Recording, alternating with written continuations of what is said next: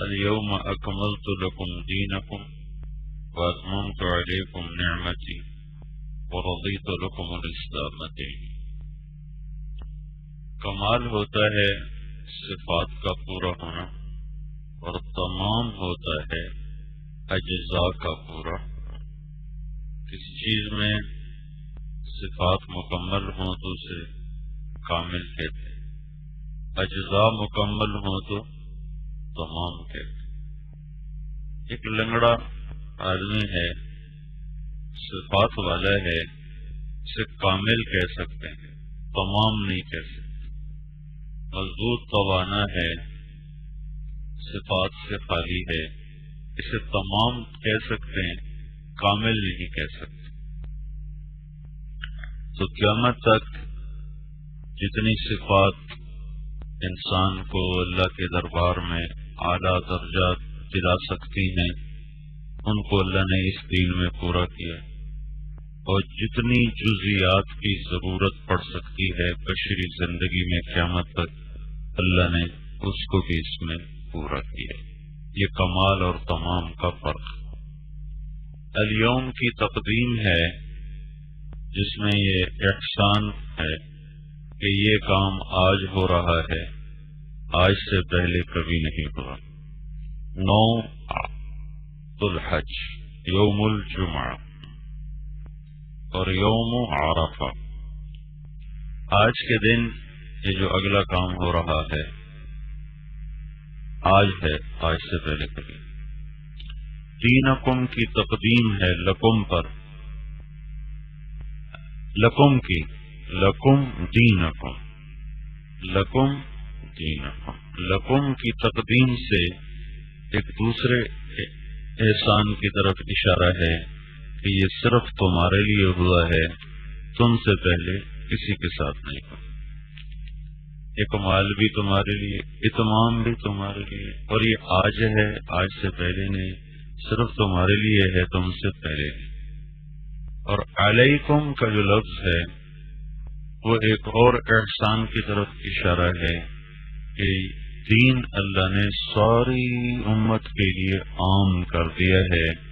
یہ وہ دنیا کا معاملہ نہیں ہے کہ اللہ کسی کو تھوڑا دے گا، کسی کو زیادہ دے گا۔ ما نشاء، جتنا ہم چاہیں، لمن نرید، جس کو چاہیں۔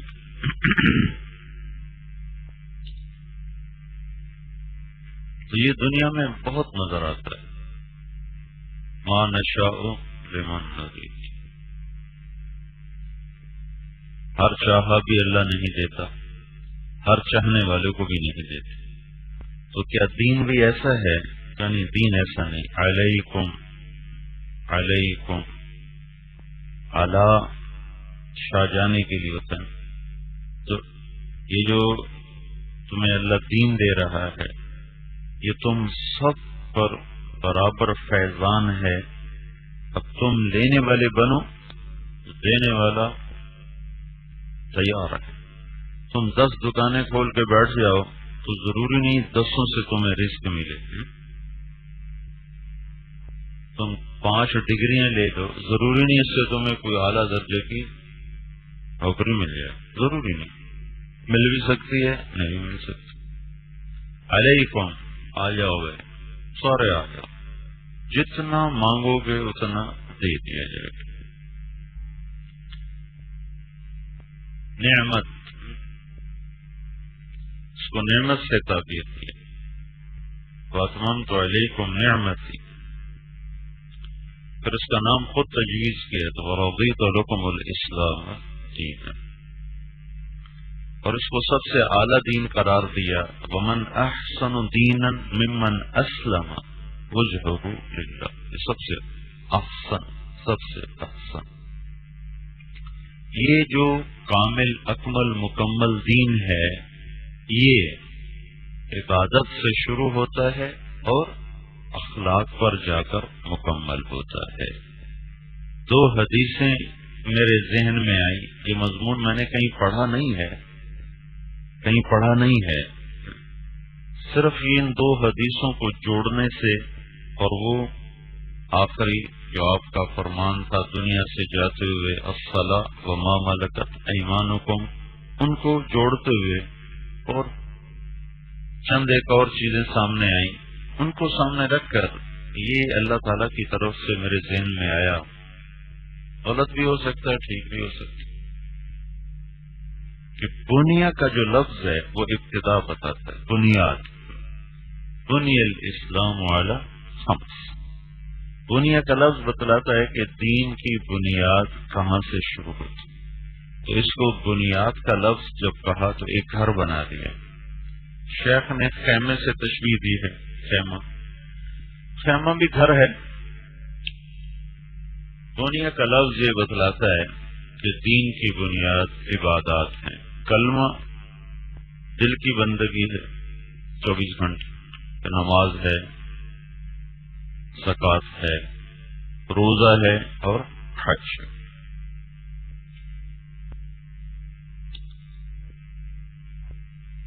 دوسری حدیث کو ساتھ جوڑا تو انما بعثت لاتمم مکارم الاخلاق، اتمم کا میں نے پہلے آپ کو ترجمہ بتایا کہ تمام کا مطلب ہوتا ہے اجزاء کا پورا ہو جانا، تو اس اسلام کا جو آخری جز ہے جس سے جا کر اسلام مکمل ہوتا ہے، تمام ہوتا ہے، وہ مکارم اخلاق ہے۔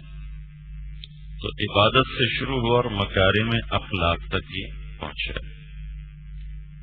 پہلے بھی کئی دفعہ یہ میں بتا چکا ہوں، پھر دوبارہ دہرائی ہے کہ یاد دہانی سے چیز تازہ ہو جاتی۔ عبادت بنیاد، اخلاق اس کی چھت ہے۔ جب عبادت کو بنیاد سے تشبیہ دی ہے تو پھر یہ تشبیہ میں نے خود نکالی ہے کہ اخلاق اس کی چھت ہیں، اتمم کے لفظ سے، کہ ہمیشہ گھر جو مکمل ہوتا ہے وہ چھت کے ساتھ جا کر مکمل ہوتا ہے، چھت نہ ہو تو اس سے استفادے کی شکل کوئی نہیں ہوتی۔ اور اس وقت تک تبلیغ کی محنت، مدرسوں کی محنت، خانقاہوں کی محنت، اس سے عبادات کا مجموعہ تو تیار ہوا ہے، اخلاق والوں کا ابھی مجموعہ تیار نہیں ہوا۔ افراد موجود ہیں، مجموعہ کوئی نہیں۔ قربانی دینے والے، یقین والے بڑے موجود۔ ایک اور اس کے ساتھ روایت جوڑو، یہ اثر ہے، ابن ابی دنیا نے ان کو کتاب التوکل میں نقل کیا ہے کہ یقین اور اخلاق بہت تھوڑے تقسیم کیے گئے، یقین اور اخلاق۔ تو یقین اندر کی چیز ہے، اخلاق باہر کی چیز۔ یقین دکھا نہیں سکتے، اخلاق چھپا نہیں سکتے۔ یقین کی کمزوری چھپ جاتی ہے، اخلاق کی کمزوری چھپ نہیں سکتی۔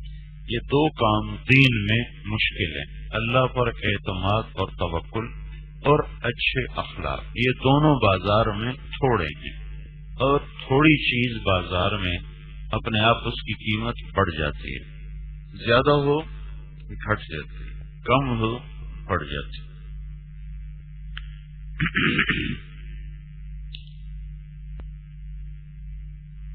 تو ایمان کی منڈی میں یقین اور اخلاق یہ سودا پہلے سے تھوڑا ہے، تو معلوم ہوا اس کے لیے قیمت زیادہ دینی پڑے۔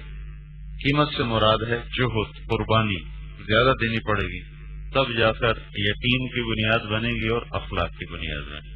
پھر میں نے ان دونوں میں موازنہ کیا ہوں، سوچتا رہا کہ اب یہ دونوں سب سے مشکل ہے، ان دونوں میں کون سا زیادہ مشکل ہے؟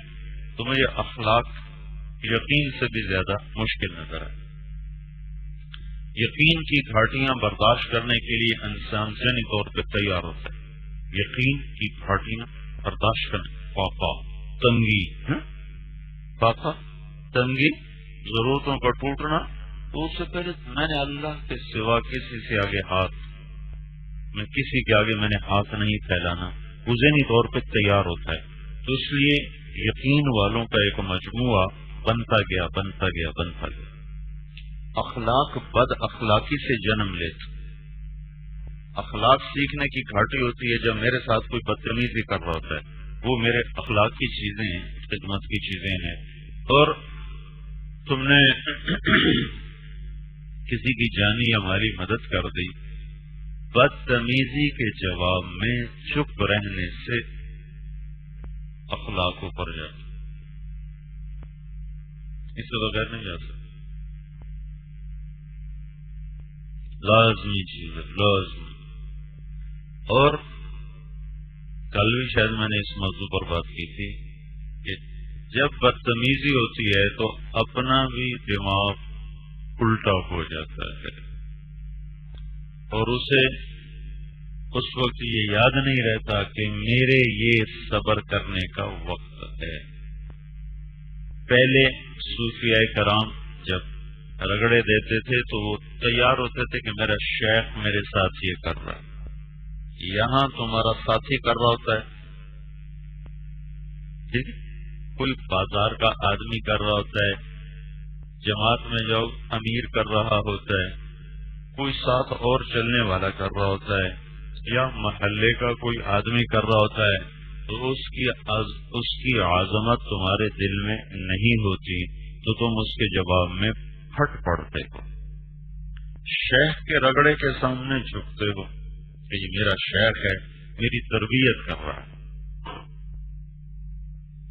تربیت یہاں بھی ہو رہی ہے، غیر شعوری طور پر ہو، اس سے اعلیٰ پیمانے پر ہو رہی اگر برداشت کیے، لیکن اس میں برداشت نہیں ہوتی۔ تصوف میں طاقت کیوں نکل گئی کہ صرف ذکر رہ گیا ہے، مجاہدہ ختم ہو گیا، مجاہدہ جو مشائخ کرواتے تھے وہ ختم ہو گیا، صرف ذکر باقی ہے۔ تھوڑے سے ذکر کی آتی ہے گرمی، اس پہ خلافت مل جاتی۔ تہذیب اخلاق میں لوگوں کی کڑوی کسیلی سہے بغیر اوپر بات جاتی ہی نہیں۔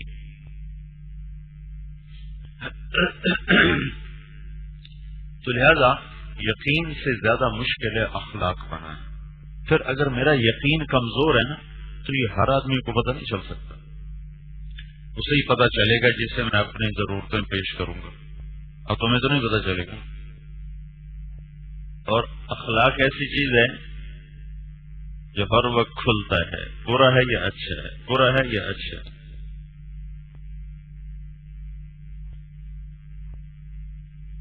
اور اخلاق کا تعلق زبان سے بہت زیادہ ہے اور دل سے، دل کے جذبات، زبان کا بول، یہ دو چیزیں ٹھیک ہو جائیں تو سارے اخلاق تمہارے ہاتھ میں آ جائیں۔ بول بھی خوبصورت بولنے کی کوشش کی۔ زبیدہ ہارون رشید کی خاندان کی بیوی، باقی بیویاں تو بے شمار کرتے تھے۔ www.darsequran.com زبیدہ اس کی خاندانی بیوی تھی، اس سے بیٹا تھا امین اور مامون تھا باندی کا بیٹا۔ تو باندی کے بیٹے کو وہ مقام نہیں دیا جاتا تھا جو خاندان کی عورت کی، لیکن ہارون رشید ترجیح دیتا تھا مامون کو، اور خاندانی دباؤ کی وجہ سے اس نے اپنا ولی عہد اور نامزد کیا تھا امین کو، چاہتا تھا مامون کو بناؤ، لیکن خاندان کے پریشر کی وجہ سے امین کو بنایا۔ تو اتنا کیا کہ امین کے بعد اگر امین کو کچھ ہوتا ہے تو اس کے بعد مامون ہوگا، یوں کر دیا۔ تو ایک دن اس کی بیوی نے کہا تم امین اور مامون کو ترجیح کیوں دیتے؟ وہ چپ ہو گیا۔ تھوڑی دیر میں امین آ گیا قدرتی، تو ہارون کے ہاتھ میں مسواکیں تھیں، ہاتھ میں مسواکیں، تو اس نے کہا امین ما ھذا، اس نے کہا مساویک، مسواک کی جمع مساویک، اور اگر اس کو مضاف مضاف الیہ میں تبدیل کر دو تو مساوی مضاف ہوا کاف کی طرف تو بن گیا تیری برائیاں، مساویہ سیئات، سیئات کی جمع مساوی، اور اس کو اگر کاف سے کے ساتھ مضاف کراؤ تو بن گیا مساویک. تو یہ لفظ اپنے ظاہر میں مسواک کی جمع بھی ہے اور مضاف الیہ بھی یہ بن سکتا ہے مساویک. تو اس میں ایک پہلو نکلتا تھا جو باپ کے لیے اچھا نہیں بنتا. ہارون نے کہا صدقت. قدرتی اوپر سے مامون آ گیا. اس نے کہا ما ھذا یا مامون. تو اس نے کہا ضد محاسنک یا امیر المؤمنین. ضد محاسنک، مساویک اور محاسن. محاسن کو کاف کے ساتھ جوڑو تو محاسنوں کا، محاسنوں کا. تو ضد محاسنک سمجھے ہو. مساویک کہنے کی بجائے ضد محاسنک. آپ کی صفات کی ضد سیئات مساویک. تو ہارون نے کہا سن لیا تیرے بیٹے نے کیا کہا اور باندی کے بیٹے نے کیا کہا. زبان کا بول یہ اخلاق میں بڑی طاقت رکھتا. پھر ایک دفعہ ایسا ہوا اس نے کہا تم میرے بیٹے کو کیوں مامون سے نیچے رکھتے. تو اس نے خادم کو بلایا گیا ادھر کہ جاؤ امین سے پوچھو اگر اللہ اسے خلافت دے تو وہ کیا دے گا. تو آیا کہنے لگا امین اگر اللہ تمہیں خلافت دے تو مجھے کیا دو گے. تو فلاں علاقے کی حکومت تیرے حوالے، ولایت تجھے دے دے. اور کہا جی یہ کہا ہے کہ اچھا جاؤ مامون سے پوچھو. تو مامون اس وقت نہ کچھ لکھ رہا تھا، بہت علمی آدمی، قلم دبا. کہنے لگا مامون اگر اللہ آپ کو خلافت دے دے تو آپ مجھے کیا دیں گے. تو اس نے دوات اٹھا کے اس کے منہ پہ مارے. وہ سارے اس کے چہرے پر سیاہی لگی کہ بدبخت میرے باپ کی زندگی میں اس کے مرنے کی خبریں مجھے سناتا ہے کہ مجھے خلافت کب ملے گی. کیوں ہے جب باپ مرے گا تبھی ملے گی نا. اگر میرے باپ کی زندگی میں مجھے اس کے مرنے کی خبریں سناتا تو اسی کالے منہ کے ساتھ پہنچے گا کہ میرے ساتھ اس نے یہ کیا. مگر دیکھا ہے تو ایک باندی کا بیٹا باپ کے دل میں جگہ بنا گیا اپنے اخلاق کی وجہ سے، اور خاندان کا بیٹا دل سے باہر نکل گیا اپنے سوء خلق کی وجہ سے. پھر امین کو خلافت ملی. ایک دن ہارون بڑا پریشان بیٹھا ہوا ایسے غمگین. تو اس کے خادم نے پوچھا امیر المومنین آپ کیوں غمگین بیٹھے؟ دنیا کی ہر شے اللہ نے آپ کو دی. 21 سال کی عمر میں خلیفہ بن گیا تھا، بالکل کام کی کوئی نہیں آئے ابھی تک تو کوئی نہیں آئے. اس کا دادا مروان بادشاہ، اس کا باپ عبد الملک بادشاہ، اس کا بھائی ولید بادشاہ، اس کا دوسرا بھائی سلیمان بادشاہ، اس کا خامن عمر خلیفہ، اس کا پھر اگلا بھائی یزید بادشاہ، اس کا اگلا بھائی، اس کا چوتھا بھائی ہشام بادشاہ. 7 نسبتوں سے یہ خاتون شہزادی رہی. تو تزوجنا کا فاطمہ بنت عبد الملک. تو عمر رضی اللہ عنہ نے کہا احسنت فاجزلت یا امیر المؤمنین. اب میں تمہیں کیا سمجھاؤں، تمہیں بھینس کے آگے بیک بنے ہوئے. احسنت اور اجزلت جب جڑتے ہیں تو اس میں کیا خوبصورت ہے. نقش پر یادی ہے کس کی شوخی تحریر کا، قاضی ہے پیرہن ہر پے کرے تصویر کا. ہزاروں اس کے مطالب بیان کیے جا چکے ہیں اور پھر بھی کہتے ہیں پتہ نہیں یہ مطلب ہے کہ نہیں ہے. غزل کا بادشاہ. تو عبد الملک نے اپنے بیٹوں سے کہا تم ایسا خوبصورت بول سکتے ہو؟ اتفاقاً اس کے منہ سے نکل گیا. انہوں نے کہا ان کو اچھا نہیں لگا کہ چچازاد بھائی کو ترجیح دی جائے. ایک آپس میں سگے بھائی ہیں، عبد الملک اور عبد العزیز. عبد العزیز کے بیٹے عمر اور مروان کے بیٹے عبد الملک، اور عبد العزیز اور مروان یہ آپس میں بھائی ہیں. نہ مروان کے بیٹے، مروان کے دو بیٹے تھے، ایک عبد العزیز ایک عبد الملک، اور یہ دونوں آپس میں بھائی ہیں. تو عبد الملک نے، مروان نے اپنے مرتے وقت عبد الملک اور اس کے بعد عبد العزیز کے لیے وصیت لکھی تھی.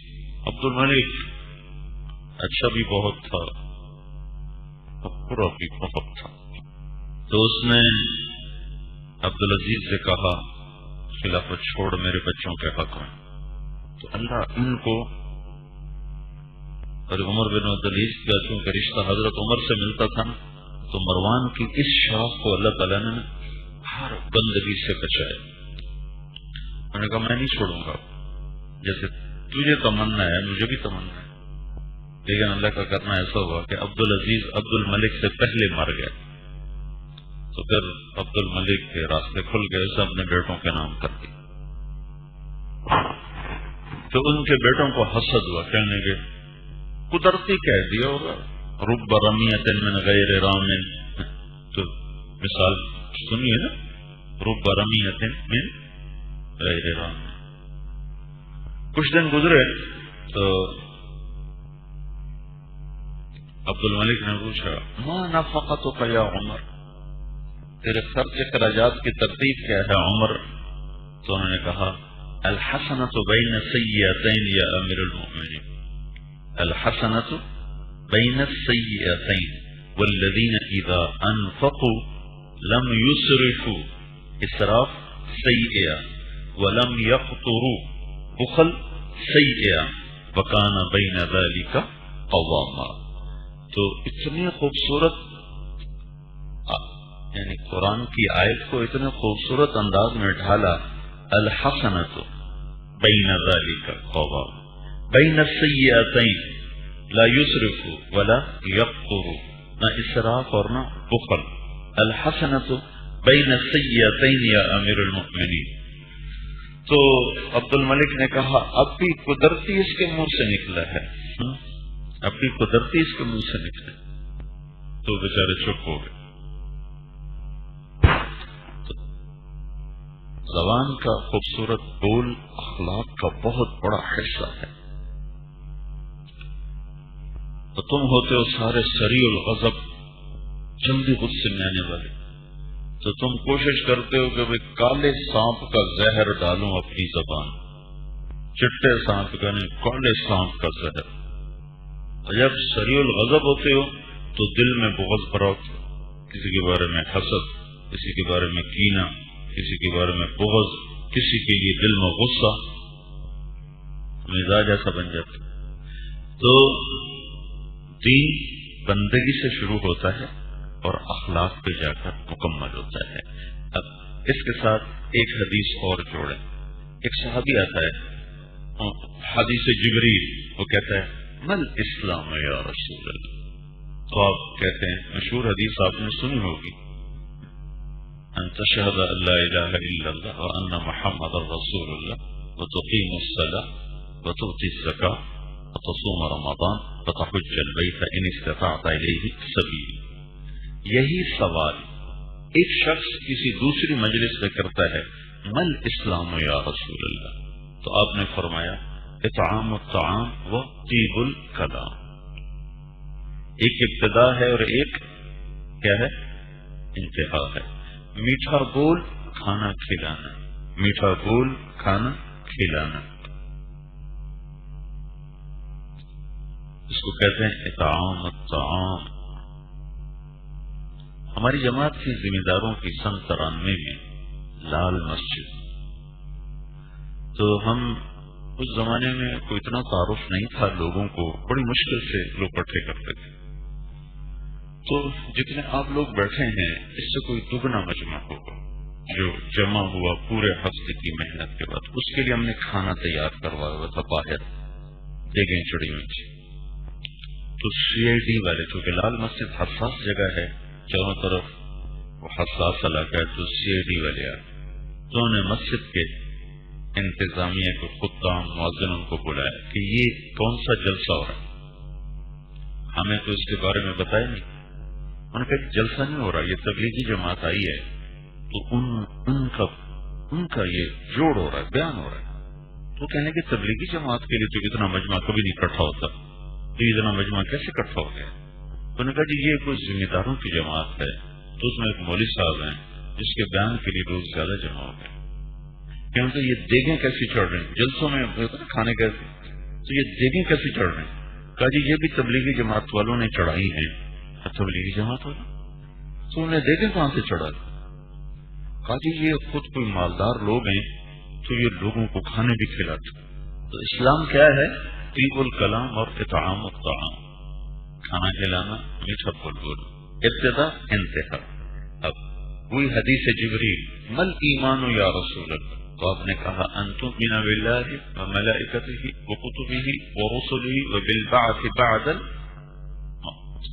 پھر یہی سوال ایک اور مجلس میں کچھ عرصے کے بعد بتا مل ایمان، اب جبریل نہیں ہے، ایک صحابی، مل ایمان یا رسول اللہ، تو آپ کہتے ہیں الصبر والسماح، صبر کرنا اور معاف کرنا، اور ایک سماحہ کا مطلب ہے سخاوت، سمحن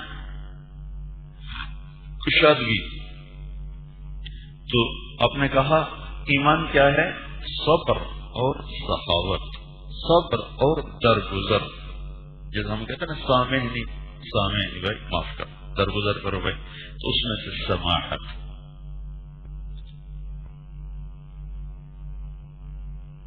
ایک ابتدا ہے اور ایک انتہا ہے۔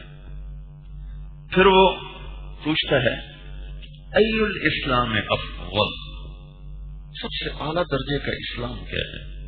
تو آپ فرماتے ہیں من سلم المسلمون من لسانہ ویدہ، جس کے ہاتھ اور زبان سے مسلمان سلامت رہیں۔ سلامت، سلامتی کو پتہ کیا مطلب؟ گلاس ہوتا ہے، گلاس شیشے کا گلاس، اگر وہ بالکل نہ اس پر داغ ہو نہ خراش ہو، اس کو کہتے ہیں سلام سلام، اور اگر اس کا داغ ہو یا کہیں سے ہلکی سی خراش ہو تو اب اس پر لفظ سلام نہیں منطبق ہو سکتا۔ السلام علیکم ورحمۃ اللہ، جب آدمی کہتا ہے السلام علیکم ورحمۃ اللہ، السلام علیکم ورحمۃ اللہ، تو اس میں دو باتیں ہیں۔ ایک یہ ہے کہ نماز پڑھنے والا دنیا سے کٹ کر دربار الہی میں پہنچا ہوا تھا، تو وہ وہاں سے واپس آ کر اپنے ساتھیوں کو سلام کرتا ہے، جیسے غائب حاضر کو آ کے سلام کرتا ہے۔ اور دوسرا مطلب یہ ہے کہ میری طرف سے تجھے ہمیشہ سلامتی ملے گی، کبھی میری طرف سے تیرے لیے نہ داغ ملے گا، نہ دھبا ملے گا، نہ خراش ملے گی۔ افشوا السلام بینکم، میں تمہیں عمل بتاؤں، لن تؤمنوا حتی تحابوا، لن تدخلوا الجنۃ حتی تؤمنوا ولن تؤمنوا حتی تحابوا، نہ جنت میں نہیں جا سکتے جب تک ایمان نہ لاؤ، ایمان نہیں لا سکتے جب تک محبت نہ کرو۔ تو میں تمہیں ایک عمل بتاؤں جس سے محبت پھیل جائے گی، افشوا السلام بینکم۔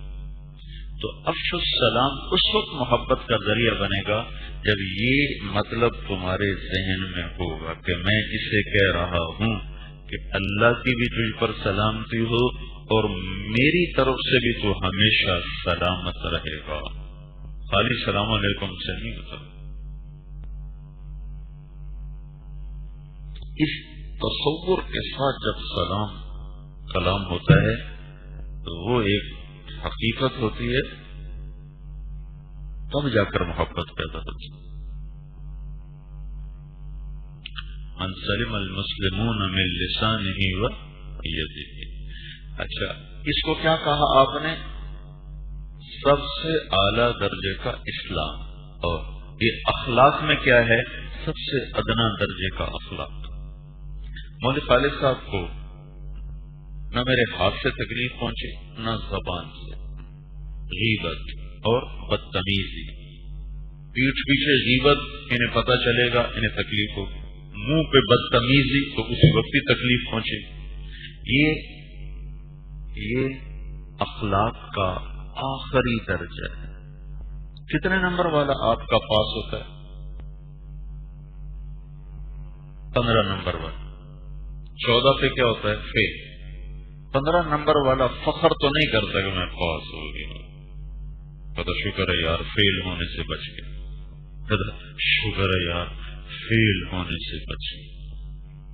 33 نمبر لینے والا کبھی فخر کر سکتا ہے پاس ہو گیا ہوں؟ اس کو ابلی لعنت ہے تیرے پاس ہونے پر بھی، اگلے سے کہتے ہیں لعنت ہے تیرے پاس ہونے پر بھی، یہ پاس۔ لیکن اخلاق اتنا بڑا مضمون ہے کہ تم نے اس میں 33 نمبر لیے، تم نے اس میں 15 نمبر لیے، کیا کہ تم کسی کو تکلیف نہیں پہنچاتے۔ اس کے بعد تو بد اخلاقی شروع ہو جاتی، ساتھ ہی بارڈر بد اخلاقی کا شروع ہو گیا۔ تو اخلاق کا ادنا اسفل سافلین درجہ یہ ہے کہ تم کسی کو ہاتھ زبان سے تکلیف نہ پہنچاؤ۔ تو یہ اتنا عظیم درس حیات ہے کہ جس سے تم اسلام میں سب سے پہلا نمبر لے لیتے۔ 33 نمبر حاصل کرنے پر تم اسلام کے پرچے میں 100 نمبر لے لیتے، پہلے نمبر پر آ جاتے۔ ای الاسلام افضل کمن سلم المسلمون من لسانه ویده۔ تو اگر تمہارے اخلاق ہی بلند ہو جائیں، اخلاق ہی بلند ہو جائیں تو پھر تم کیا بنو گے؟ قاد الحلیم ان یکون نبیا، اللہ کے نبی کا فرمان ہے کہ اچھے اخلاق والا نبی بنتے بنتے رہ جاتا ہے۔ تم میں اور اس میں بس ایک نبوت کا فرق رہ جاتا ہے۔ اور حلم، عفو اور صفح، تمام محاسن اخلاق کے مجموعے کا نام ہے حلم۔ ایک بات چلتی ہے، کیونکہ بعض روایات میں یہ بھی آتا ہے کہ اسحاق ذبیح اللہ ہے، اسحاق اور اکثر روایات اسماعیل کی ہیں، اور علماء بعض حضرت اسحاق کو بھی افضل کہتے ہیں، اسحاق کو علیہ السلام کو بھی افضل کہتے ہیں اسماعیل سے۔ تو جو اسماعیل کو اسحاق پر فضیلت دیتے ہیں ان کی سب سے قوی دلیل یہ ہے، سب سے قوی دلیل کہ اللہ تعالیٰ نے اسحاق علیہ السلام کی بشارت دی بغلام علیم، بغلام علیم، اور اسماعیل علیہ السلام کی بشارت دی بغلام حلیم، حلیم، حلیم علیم سے افضل ہوتا ہے۔ حلیم کیا ہوتا ہے؟ علیم سے افضل ہوتا ہے۔ چونکہ علم کے ساتھ عمل ضروری نہیں اور حلم کے ساتھ علم ضروری ہے۔ ایک عالم بھی ہے، فاسق و فاجر بھی ہے، اور ایک حلیم ہے، وہ علم والا بھی ہوگا اور معاصی سے دور بھی ہوگا۔ پھر اس نے پوچھا ای الایمان افضل، یا اللہ سب سے اعلیٰ درجے کا ایمان کیا ہے؟ تو آپ نے کہا حسن الاخلاق، اچھے اخلاق سب سے اعلیٰ درجے کا ایمان ہے، سب سے اعلیٰ درجے کا ایمان ہے، مکارم اخلاق۔ اس لیے اللہ کے نبی نے فرمایا اچھے اخلاق والا قائم اللیل اور صائم النہار سے بھی آگے نکل جاتا۔ یہ وہ مضمون ہے میرے عزیزو جو ہمارے علمی مدارس میں اور علمی حلقوں میں نہ بولا جاتا ہے، نہ سمجھا جاتا ہے، نہ سمجھایا جاتا ہے۔ تبلیغ میں یہ نمبر پورا تھا، چوتھا، لیکن تبلیغ والوں نے خود ہی تبلیغ کو مختصر کر دیا ہے، ایک پہلا نمبر ایک چھٹا نمبر، اسی پہ سارا زور لگا کے پھر وہ تشکیلیں شروع کر دیتے. تو مولانا الیاس صاحب نے پورا نسخہ لکھا تھا، 6 نمبر، اس میں 4تھا نمبر. اور مولانا یوسف صاحب نے یہ جو کتاب لکھی منتخب احادیث، اب تو یہ 1500 حدیثوں کا مجموعہ ہے. اصل مسودہ 3000 حدیثوں کا جو کراچی بھیجا مولانا صاحب پھٹا تھا، اس کو کمپیوٹر سے صحیح کیا. اس میں 1500 حدیثیں تھیں 6 نمبر کی، 5 نمبر اور 7واں لایانی سے پرہیز، لایانی سے پرہیز. تو 6 چیزوں کے بارے میں 1500 حدیثیں تھیں، اور چوتھے نمبر اکیلے کے لیے 1500 حدیثیں تھیں. اس چوتھے نمبر کو 6 نمبر کے مساوی کر کے رکھا. تو بندگی سے شروع ہو کر اخلاق پہ پہنچتا ہے. بندگی میں نماز سب سے اعلیٰ ہے. نماز دیکھو، ایک بڑا طبقہ ہے جس کو شیطان نماز پڑھنے نہیں دیتا. ایک وہ ہے جو ہم نمازی ہیں، ہمیں شیطان نماز کو اچھا نہیں بنانے دیتا کہ نماز خوبصورت کر کے پڑھے، تیز تیز تیز تیز تیز تیز، دھیان جما کے نہیں پڑھنے دیتا. نماز کو خوبصورت بنانے کے فکر سے محروم کر دیتے. اور ان الصلاۃ تنہی عن الفحشاء والمنکر ولذکر اللہ اکبر. نماز ذکر اکبر ہے، اور نماز کے اندر بد اخلاقی سے نکلنے کی راہیں موجود ہیں. لیکن جو نماز میں اور آپ پڑھتے ہیں، یہ حاضری تو لگواتی ہے، تاثیر پوری نہیں نظر آتی کہ اس میں وہ توجہ اور وہ حضوری نہیں ہوتی. تو یہ 2 دن میں نے آپ کو ایک اجمالی سی تھوڑی بات کی ہے کہ پورا دین ہمارے سامنے ہو، ہم کہاں تک ہم نے پہنچنا ہے اور کہاں تک میں پہنچا ہوا ہوں.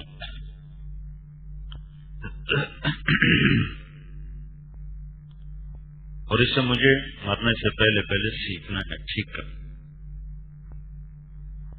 لیکن آپ سب نیک نوجوان ہو، نیک، بلکہ نیک سے بھی آگے متقی لوگ سب، کیونکہ آپ شبان نشأوا فی عبادت اللہ اور فی سبیل اللہ، وہ اعلیٰ نسبت ہیں. تو نماز چھوڑنے کا تصور بھی نہیں کر سکتا.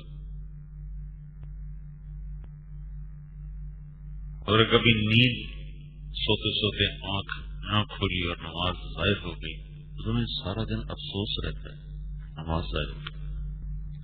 لیکن زبان کا بول غلط ہو جائے یا دل میں کینہ بیٹھ جائے یا بغض بیٹھ جائے تو اس کے لیے تمہیں کوئی افسوس نہیں ہوتا کہ میرے دل میں فلاں کے بارے میں بغض بیٹھا، میں اس کو کیسے نکالوں، یا فلاں کے بارے میں میرے دل میں کینہ ہے، میں اسے کیسے نکالوں، میری زبان غیبت پہ چل پڑتی، میں اسے کیسے روکوں.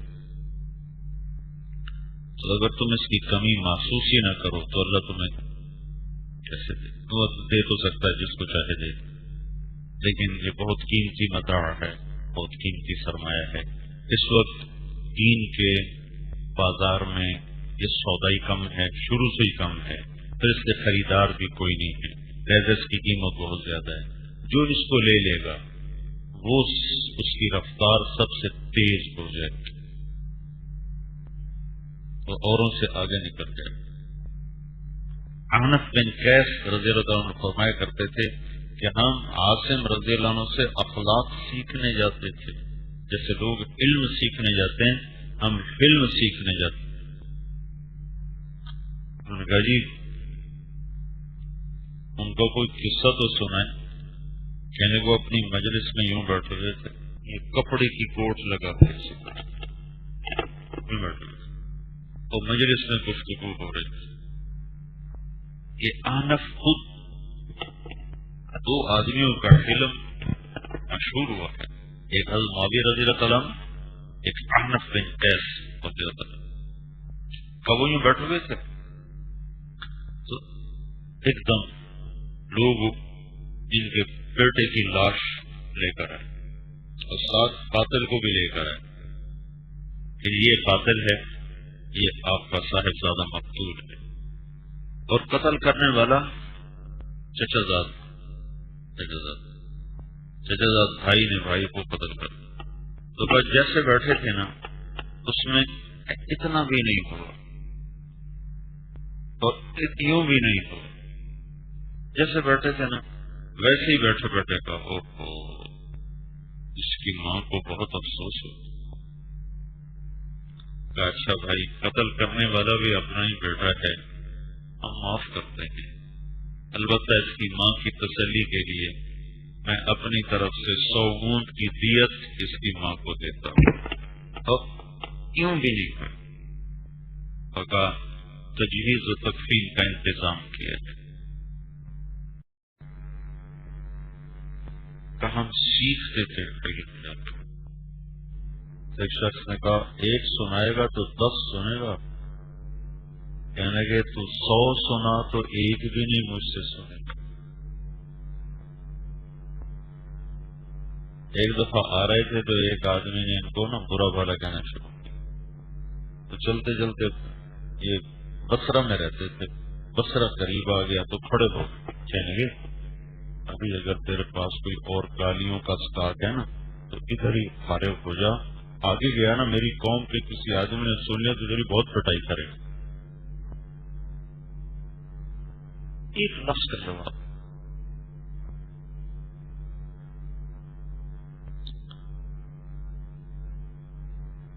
آپ لوگ 1 کی 10 سناتے. سنانے کے بعد بھی منصوبے بناتے رہتے کہ اس کو اور ذلیل کیسے کریں, اس کو اور رگڑا کیسے. معاویہ رضی اللہ تعالیٰ عنہ کو خط لکھا عبداللہ بن زبیر نے. عبداللہ بن زبیر آخرت کے لحاظ سے ان سے بہت اعلیٰ, دنیاوی لحاظ سے بہت نیچے. وہ امیر المومنین, یہ عوام الناس. دونوں کی زمین کٹھی تھی ایک جگہ پر. تو کچھ شکایت کی عبداللہ بن زبیر کے غلاموں نے معاویہ رضی اللہ تعالیٰ عنہ کے غلاموں کی کہ وہ ہماری زمین میں تعدیہ کر رہے ہیں, تجاوز کر رہے ہیں. تو عبداللہ رضی اللہ تعالیٰ عنہ نے معاویہ رضی اللہ عنہ کو لکھا یا تو اپنے غلاموں کو سمجھا یا میں تم سے سمجھ لوں گا. کتنا سخت حاکم وقت کو یہ کہنا. تو معاویہ رضی اللہ تعالیٰ عنہ نے یزید کو بلایا. یزید کہ یہ عبداللہ کا خط آیا, کیا جواب دو؟ تو پڑھ کے نا غضب آپ ہو کہ ابھی ایک فوجی دستہ بھیجو جو یہ زنجیروں میں جکڑ کر لائے تو آپ کے سامنے اس کو پھینکے تاکہ اسے پتہ چلے کہ امیر سے کیسے بات کی جاتی. تو انہوں نے کہا انشاءاللہ میں اس کو بہت اچھا جواب دوں گا, ایسا جواب دوں گا کہ یاد رکھے. تو ان کو خط لکھوایا. آپ کو پتہ ہے خط لکھنے میں مرسل اپنا نام پہلے لکھتا ہے اور مرسل الیہ کا بعد میں. من طارق جمیل الی محمد خالد, یہ طریقہ ہے. لیکن جب کسی کو عزت دینی ہو تو اس کو الٹ کر دیتے, الی محمد خالد من طارق جمیل. صحابہ جو اللہ کے نبی کو خط لکھتے تھے تو وہ یوں لکھتے تھے الی رسول اللہ من خالد بن الولید, یوں لکھتے تھے. الی خلیفۃ الرسول اللہ ابی بکر من خالد بن الولید. تو یہ اگر مرسل الیہ کو احترام دینا ہو تو یوں کرتے. تو معاویہ رضی اللہ عنہ نے الٹا کیا, الی ابن حواری الرسول, ان کا نام نہیں لکھا, زبیر کو بیچ میں لائے. حواری رسول کے بیٹے کے نام امیر المومنین معاویہ بن ابی سفیان کی طرف سے. پہلا جملہ ہی ٹھپ لگنے والا. پھر اس کے بعد لکھوایا کہ مجھے آپ کا خط پہنچا, میرے غلاموں کا تجاوز اور ان کی زیادتی کا سن کر مجھے بہت دکھ ہوا, اور اب میں نے سوچا ہے کہ میں اس کا ازالہ کروں. اس کے ازالے کی میری نظر میں اس کے سوا اور کوئی شکل نہیں کہ وہاں جتنی میری زمین ہے, جتنا میرا اثاثہ ہے, جتنے میرے غلام ہیں, سب آپ کو ہدیہ. اس کے بعد اگر آپ کو کوئی شکایت ہو تو مجھے ضرور یاد فرمائیں. جب عبداللہ بن زبیر نے خط پڑھا تو ہم نے کیا کہا, معاویہ تو اپنی انہی باتوں سے سردار بن گیا. معاویہ تو اپنی انہی باتوں سے سردار بن گیا. ایک بڑی حدیث ہے احلم امتی معاویہ احلم امتی، ابن کثیر نے نقل کی ہے، لیکن فضائل میں تو ضعیف بھی قوی ہوتی ہے کہ میری امت کا سب سے حلم والا ہے معاویہ بن ابی سفیان.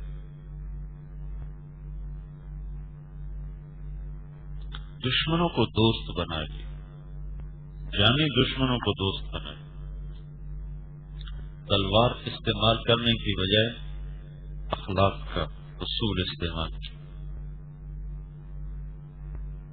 ایک انصاری صحابی کو آپ نے پیسے بھیجے ان کے بیٹے کے ہاتھ، انہوں نے دیکھا تو ان کے گمان کے مطابق تھوڑے تھے، تو ان کو غصہ چڑھ کہنے لگے جا میں تمہیں قسم دیتا یہ تھیلی معاویہ کے منہ پہ مار.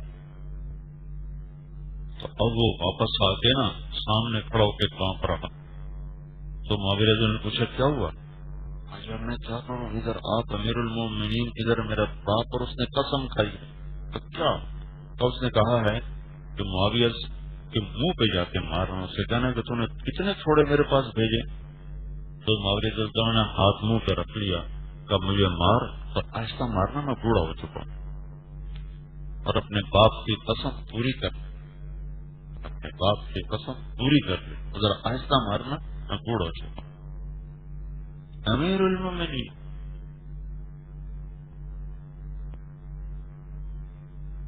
تمہاری تو تم پہ ذرا سا پاؤں آ جائے تو تم یوں اچھلتے ہو جیسے ساتوں بر اعظم کے بادشاہ تم ہی ہو. تو اس نے ماری تھیلی منہ پر، پھر اس کو دگنا کر کے واپس بھیج اور اس سے پوچھو بھائی اب تو خوش ہو جائے گا.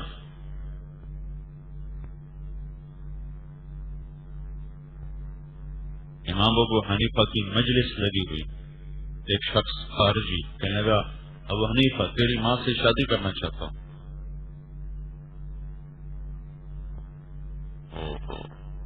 کہنے کہ میری ماں عاقل بالغ ہے، یہ مجلس ختم ہوتی ہے تو میں جا کے پوچھتا ہوں، اگر وہ تیار ہوگی تو کر دوں گا. 80 سال کی عمر ماں، وہ تو ذلیل کرنے کے لیے وہ ہو کرتا ہوا وہاں سے اٹھا، مسجد سے نکلا، پاؤں الجھا تو گردن کے بل گرا، گردن ٹوٹ گئی، وہیں مر گیا. تو ابو حنیفہ رحمۃ اللہ علیہ نے فرمایا ابو حنیفہ کے صبر نے اس کی جان لی. خارجی آپ مسجد سے نکلے تو آپ کو برا بھلا کہتا ہوا ساتھ چل پڑا، یہ چلتے رہے، کوئی جواب نہیں. گھر آ گیا نا تو کھڑے ہو گئے، کہنے کہ بھائی میرا گھر آ گیا ہے، کوئی تیرے پاس اور ہے مجھے سنانے کو تو سنا دے، اور اگر ختم ہو گیا تو مجھے اجازت دے دے میں گھر چلے جاؤں. مکارم اخلاق. تم صرف کلو آباد سنتے رہتے ہو، کلو باجات سنتے رہتے ہو، تمہیں کیا خبر کہ اخلاق کسے کہتے؟ وہ فریب خورد شاہی جو پلا ہو کر گسوں میں، اسے کیا خبر کہ کیا ہے رہ و رسم شاہ باز. تمہیں چپ رہنا سکھایا نہیں جائے، تم تو جواب دینے سے. ہاں بھائی یہاں اعتراض ہوتا ہے، کون جواب دے؟ کون جواب دے؟ وہی تمہارے اخلاق بن جاتے. یہاں پر ایک سوال ہوتا ہے، کیا سوال ہوتا ہے؟ چڑھونا سوال ہوتا ہے. یہ چیز تمہیں اوروں کے عیب دیکھنے پر ابھارتی. حضرت مولانا مدنی صاحب رحمۃ اللہ علیہ مسجد میں درس دے رہے تھے، ایک شخص کھڑا ہو گیا، کہنے لگا سنا ہے آپ ولد الزنا ہیں. صرف صحابہ کا نہ سنا تو آج کے جو لوگ مثل الصحابہ تھے ان کی بھی سنا ہے آپ ولد الزنا ہیں. یعنی کہ میرے ماں باپ کے نکاح میں جو لوگ شریک تھے وہ آج بھی زندہ ہیں، ان سے آپ تصدیق کر سکتے ہیں کہ نکاح ہوا تھا، میری ماں کا میرے باپ کے ساتھ نکاح ہوا. 1972 میں قاسم العلوم ملتان میں مولانا اسعد مدنی رحمت اللہ علیہ، حضرت مدنی کے سب سے بڑے بیٹے کو تشریف لائے. میں یہاں تو لمبے میں پڑھتا تھا اس وقت، مولانا ظفر احمد صاحب قاسم ٹھینگی والے یہاں مدرس ہوتے، اعظم شاہ صاحب رحمۃ اللہ علیہ جن کی تو خیر یہ سارا نظام بنا ہوا. یہ سرکاری جگہ تھی، شاہ صاحب نے ڈنڈے سے قبضہ کیا تھا، اسے عیدگاہ بنایا، بعد میں پھر پیسے دیے اس کو لیگلائز کیا قانونی کیا. تو ہم یہاں سے سارے گئے سننے کے لیے مولانا کی تقریر. مجھے باقی باتیں تو بھول گئی، ایک بات مجھے آج بھی یاد ہے. 38 سالوں سے سامنے لائن میں پہلی صف میں خطیبان دیوبند بیٹھے ہوئے تھے، قاسمی صاحب تھے، لقمان علی پوری صاحب، اور ایک قصور کے تھے طارق کے کیا نام کا تھا، سلیمان طارق صاحب، اور عبد المجید ندیم صاحب، اور ضیاء القاسمی صاحب، اور عبد الشکور دین پوری صاحب. اس خطابت کا ایک دور تھا اس وقت. خطیبان میں مشہورین، اور دوسرے وہ جو تھے ملتان میں قاری حنیف ملتانی صاحب، یہ سارے.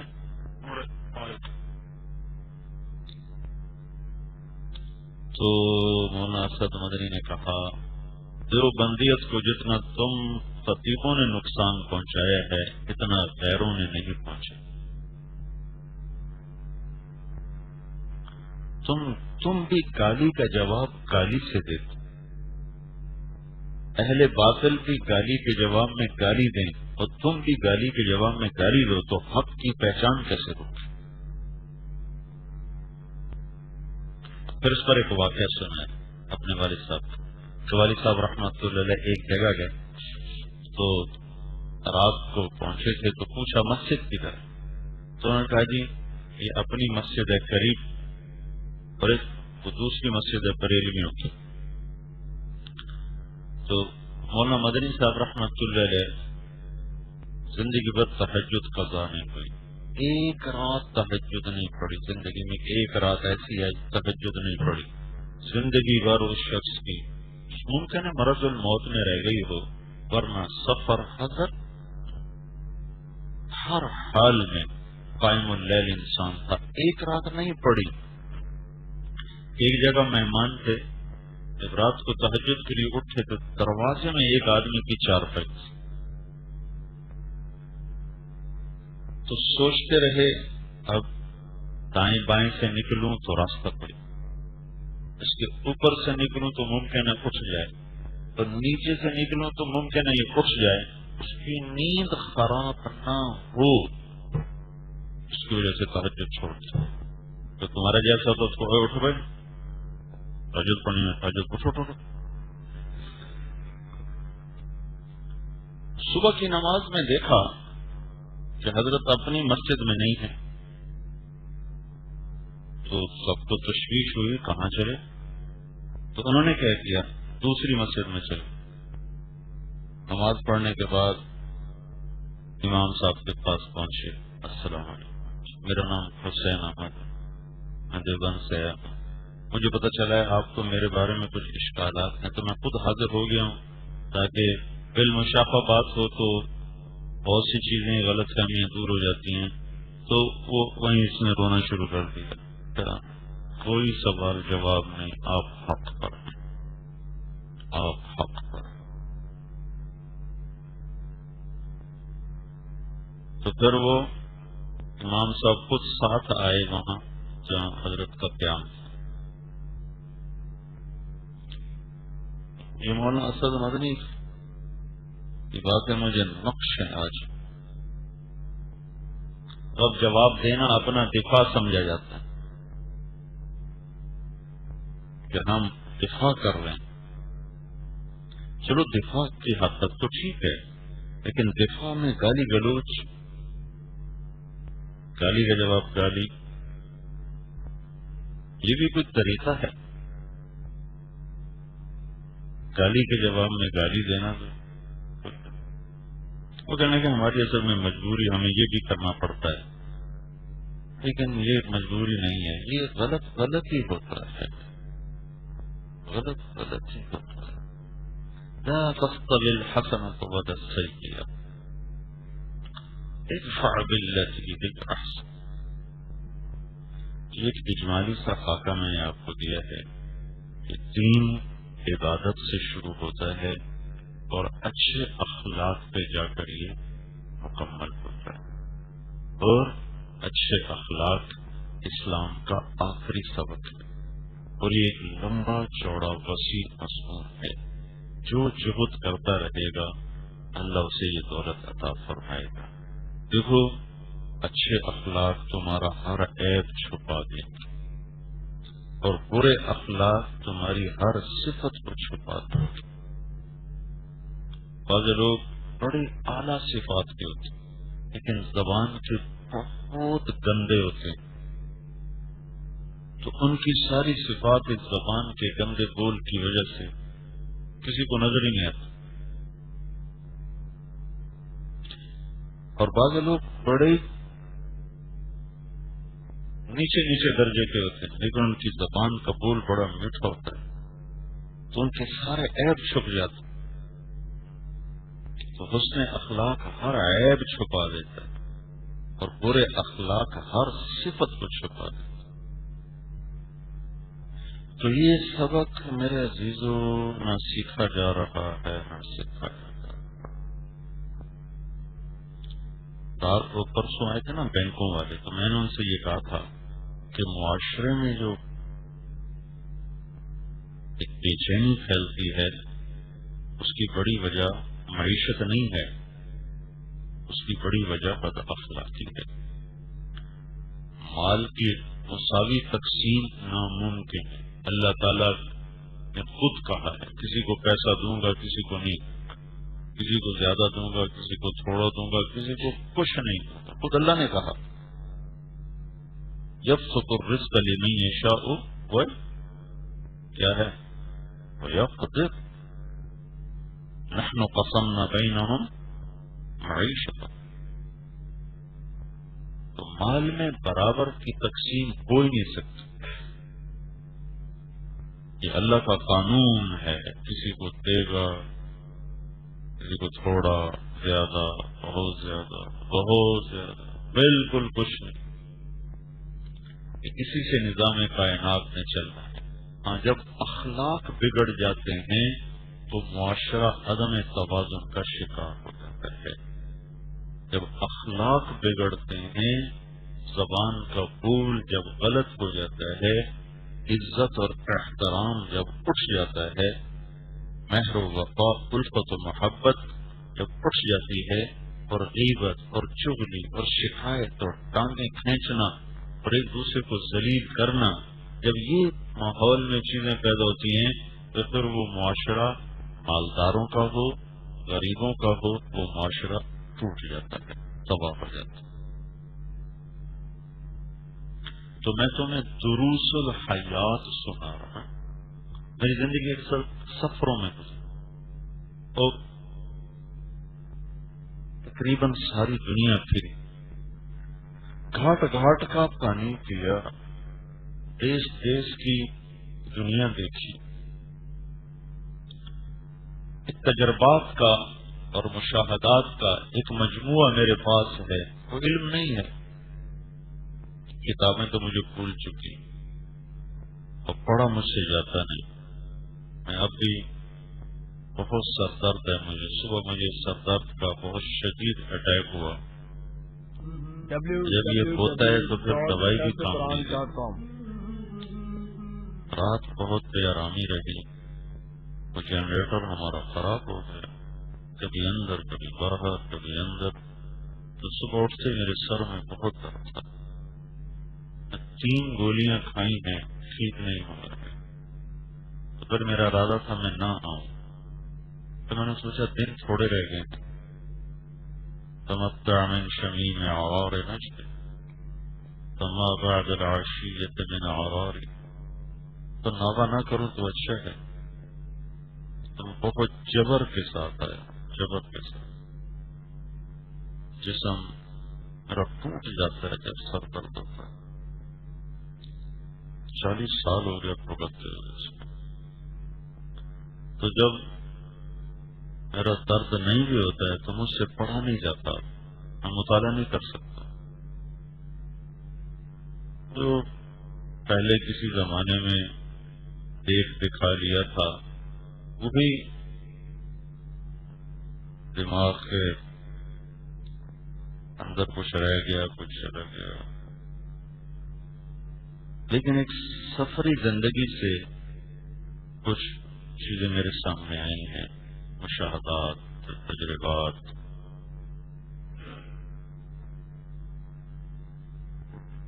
اس سے مجھے بہت نفع ہوا ہے. قل سیروا فی الارض، حکم ہے قل سیروا فی الارض فانظروا. قل سیروا فی الارض ثم انظروا. ایک جگہ، دو جگہ کما ہے، باقی فا کے ساتھ.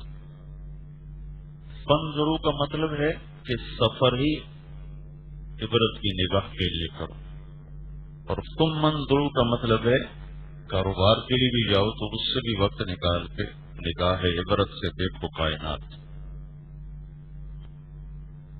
اللہ کی دو کتابیں ہیں، ایک خاموش ہے، ایک بولنے والی ہے. بولنے والی قرآن ہے اور خاموش یہ کائنات ہے. سنریہم آیاتنا فی الآفاق، یہ آفاق کی کتاب ہے.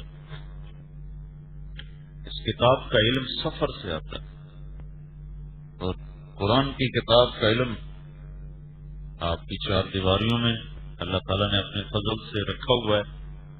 حروف بھی، مخارج بھی، معنی بھی، شروحات بھی. اللہ کا احسان ہے، ایک نظام ہی چلا ہوا. تو مجھ سے پڑھا تو جاتا نہیں، 10 منٹ میں نہیں پڑھ سکتا. میرا دماغ ایسے، یہ ماتھا میرا جکڑ جاتا. لیکن اللہ کی نسبت سے سفر ہوئے ہیں، ان سفروں سے کچھ چیزیں سامنے آئی ہیں. میں خود تو نہیں سیکھ سکا، لیکن موقع موقع کی بات بتا ضرور دیتا ہوں کہ رب مبلغ عوام سامع. سب سے بڑا سرمایہ ہے ایمان کے بعد اچھے اخلاق، اور سب سے بدترین سرمایہ ہے کفر کے بعد برے اخلاق. بدترین سرمایہ برے اخلاق. کفر تو سب سے بڑی لعنت ہے، کفر کے بعد سب سے بدترین چیز برے اخلاق ہے. ایمان سب سے بڑی دولت ہے، ایمان کے بعد سب سے اعلیٰ چیز ہے اچھے اخلاق.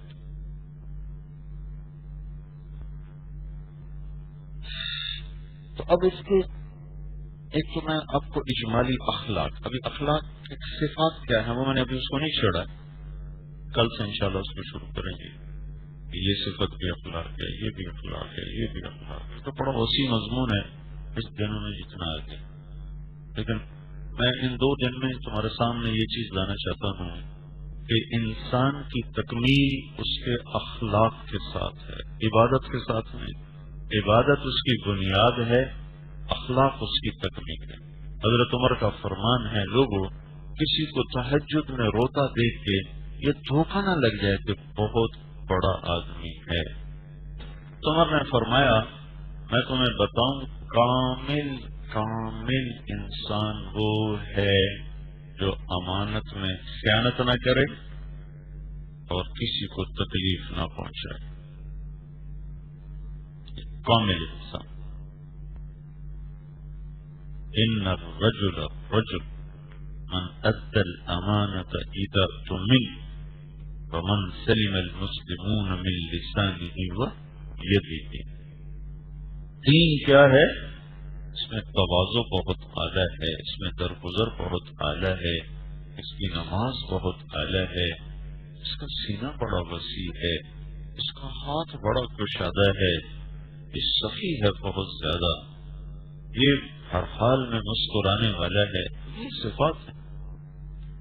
فَاعْلَمْ أَنَّهُ لَا إِلَهَ إِلَّا اللَّهُ، اللہ کے پہچاننے والے کا نام عالم ہے، آخرت کے لیے بے قرار رہنے والے کا نام عالم ہے، لوگوں کے سامنے پچھ جانے والا، جھک جانے والا، درگزر کرنے والا، معاف کرنے والا، سہ جانے والا، پی جانے والا، غیبت سے بچنے والا، چغلی سے بچنے والا، لوگوں کی توہین و تذلیل سے بچنے والا، دل آزاری سے بچنے والا، میٹھے بول کا خوگر، اپنی ضرورتیں کاٹ کے اوروں کی ضرورتیں پورے کرنے والا، اوروں کی تکلیفوں پر بھی مسکرانے والا، یہ ہے عظیم انسان، عظیم مسلمان، عظیم مومن، عظیم عالم، بڑی شان ہے اس کی۔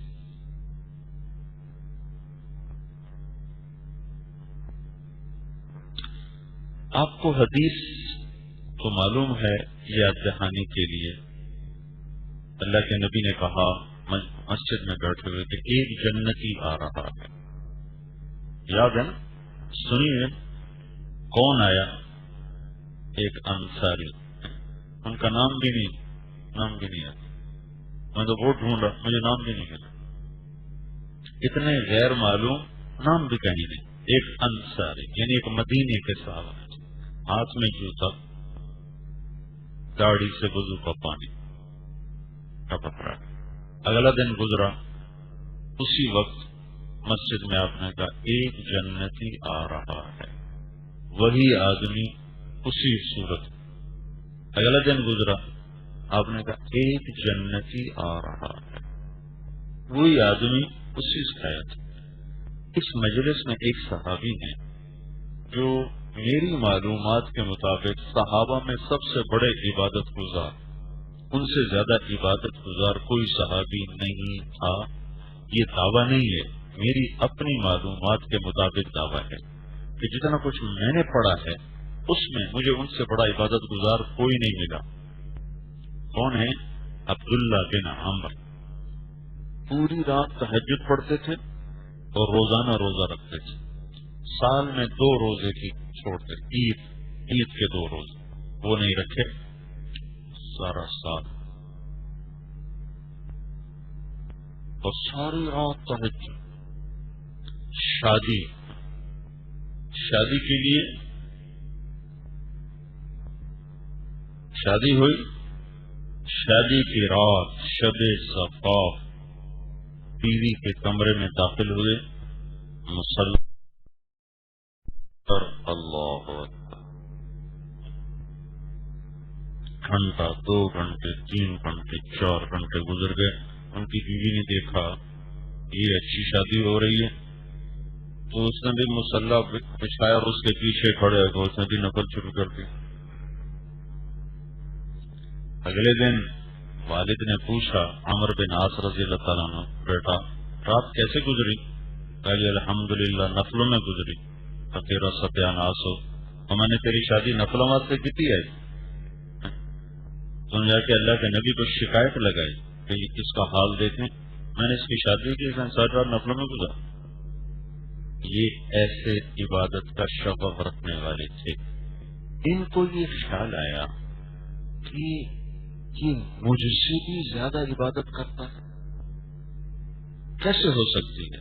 مجھ سے زیادہ تو ہو نہیں سکتی، کیونکہ رات پوری عبادت، دن پورا روزہ، تو اس کے بعد یہ اور کیا کرتا ہے جس سے یہ جنت کی بشارت 3 دن پاتا رہا، مجھے نہیں ملی، اس کو کیوں ملی؟ یہ میرا قیاس ہے، میں نے کسی کتاب میں نہیں پڑھا، کیونکہ میں عبداللہ بن عمر کی سیرت کو جانتا ہوں، تو اس لحاظ سے میرے دل میں آتا ہے کہ ان کو یہ خیال اس لیے آیا ہو، اور کسی صحابی کو نہیں آیا، ان کو خیال آیا میں دیکھوں یہ کیا کرتا ہے۔ جو ان کے پاس گئے، چچا ابا ناراض ہو گئے، 2-3 دن ان سے دور رہنا چاہتا ہوں، رات آپ کے پاس 2-3 راتیں گزار لوں؟ ہاں بیٹا بس میں گزار۔ اب جب رات آئی، جنہوں نے چادر اوپر لی اور یوں کر کے نا ایک آنکھ کھلی رکھی کہ دیکھو اب یہ بابا جی، پھر بھی وہ ادھیڑ عمر تھے، بڑھاپے میں، دیکھو بابا جی کیا کرتے ہیں۔ اب بابا جی آئے اور آ کر لیٹے، جو سوئے اور فجر کی نماز میں اٹھے، 2 نفل بھی نہیں پڑے تہجد کی۔ اس زمانے میں تو منافق تہجد نہیں چھوڑتے، کچھ پریشان ہو یہ کیا، اس کو دیکھتے دیکھتے میری تہجد بھی گئی آج، یہ تو کچھ بھی نہیں گرا۔ اچھا کل کچھ کرے گا۔ اگلی رات آئی، پھر دیکھا تو چاچے اور ٹنگ میں نہیں چھکی، جو ستے جا فجر پہ گھر بڑے حیران ہوئے کہ یا اللہ یہ کیا ماجرا ہے، تو شاید آج رات کچھ کرے۔ اگلی رات بھی ویسے ہی گزرا، عشاء با جماعت فجر با جماعت۔ تو تیسری رات ان کا قائم ہی کچھ بھی نہیں، تو پھر وہ نہیں رہ سکے، کہنے کے چاچا میری ابا سے کوئی لڑائی نہیں تھی، میں نے 3 دن تیرے بارے میں جنت کی بشارت سنی، میں دیکھنے آیا کہ تو کیا کرتا ہے، تو ساری رات ستا رہے جنت، تینوں بشارت کیوں لب گئی؟ مطلب یہ تھا کہ تینوں بشارت کیوں لب گئی؟ میں کہا بیٹا یہی ہے جو تو نے دیکھا ہے اور میرے پاس کچھ نہیں، یہ کیا، یہ تو کچھ نہیں۔ تو فاستقل عمله، ان کے عمل کو بہت تھوڑا جا، تو جب وہ چلنے لگے نا تو ان کا ادھر آؤ، اس کو بلایا، ان کو بلایا کہ ادھر آؤ، کہا میں تمہیں اب اپنے اندر کی بات بتاتا ہوں کہ جب میں سرہانے پہ سر رکھتا ہوں تو یہ میرا دل سارے مسلمانوں کے بارے میں صاف ہوتا ہے، پاک ہوتا ہے، میرے دل میں کسی کے بارے میں بغض نہیں، حسد نہیں، کینہ نہیں، غصہ نہیں۔ تو عبداللہ بن عمر کہنے لگے ھذا ہوا، ھذا ہوا، ھذا ہوا، نعرے مارنے لگے کہ یہی ہے، یہی ہے، یہی ہے جس نے تمہیں جنت کا وارث بنا دیا۔ اور پھر اگلی بات بھی کہی، یہ ہر کوئی نہیں کر سکتا۔ ان العبد ليدرك درجة القائم بالليل والصائم بالنهار بحسن خلقه۔ اس کو بھی سیکھو، ساری زندگی سیکھو، مرتے دم تک سیکھو، سہنا، پینا، چپ رہنا، گالی سے بچنا، جھوٹ سے بچنا، غیبت سے بچنا، چغلی شکایت سے بچنا، کسی کو ذلیل کرنے سے بچنا، اوروں کی ذلتیں بھی اپنے ذمہ لے لو۔ مولانا سعید ہماری ایک ساتھی نے شکایت لگائی مولانا سعید خان صاحب کے ساتھ، تو میں اس کی صفائی پیش کرنے لگا، مجھ سے کہنے لگے اللہ کے بندے اوروں کے عیب بھی اپنے اوپر لے لیتے ہیں، تو اپنی صفائیاں پیش کرتا ہے، اوروں کے عیب بھی اپنے ذمہ لے لیتے ہیں۔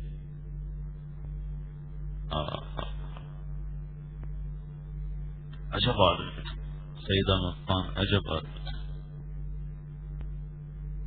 جس پر مجھے یہ واقعہ یاد ہے۔ 317 ہجری کے ایک عالم ہیں، ان کا نام ہے احمد بن مہدی بن رستم، انہوں نے طلب علم میں 2 لاکھ درم خرچ کیے، 3 لاکھ درم خرچ کیے، لیکن ان کی شہرت کا سبب ان کا علم نہیں بنا۔ اس زمانے میں ہر علم والا آفتاب و مہتاب تھا۔ جو البدایہ و نہایہ میں ان کو جگہ ملی وہ ایک واقعہ کی وجہ سے، تو ان کے پاس ایک لڑکی آئی جوان، یہ بوڑھے ضعیف، کہنے لگے حضرت مجھ سے زنا ہو گیا ہے، میں حاملہ ہوں، میں نے آپ کا نام لے لیا کہ میرا ان سے نکاح ہے، تو میری عزت بچا۔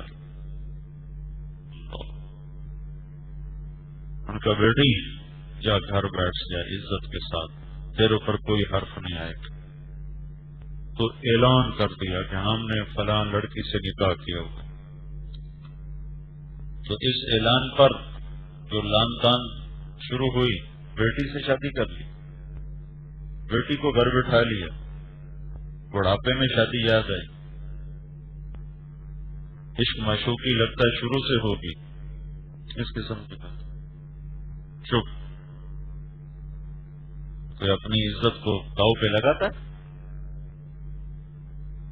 بچہ پیدا ہوا، سارے محلے میں مٹھائی تقسیم کی اور اس کی بہت بڑی خوشی منائی اور لوگوں کو بیٹھ کے مبارک وصول کی، اور اس بچے کا 2 دینار مہینے کا وظیفہ مقرر کر دیا۔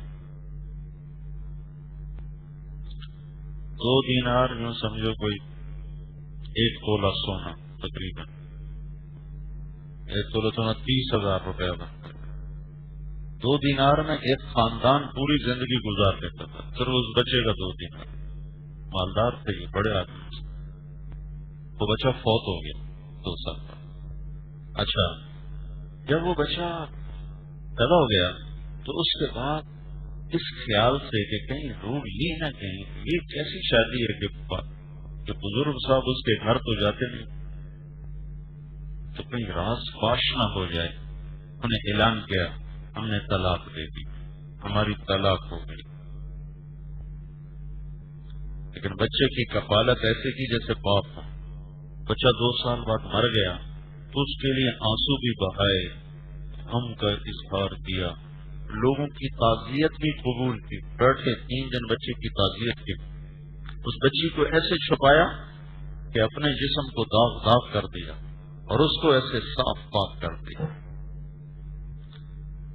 تو آج میں تمہیں 1000 سال کے بعد ان کا جو قصہ سنا رہا ہوں، ان کے علم کی وجہ سے، ان کی اس صفت کی وجہ سے یہ قصہ تم سب۔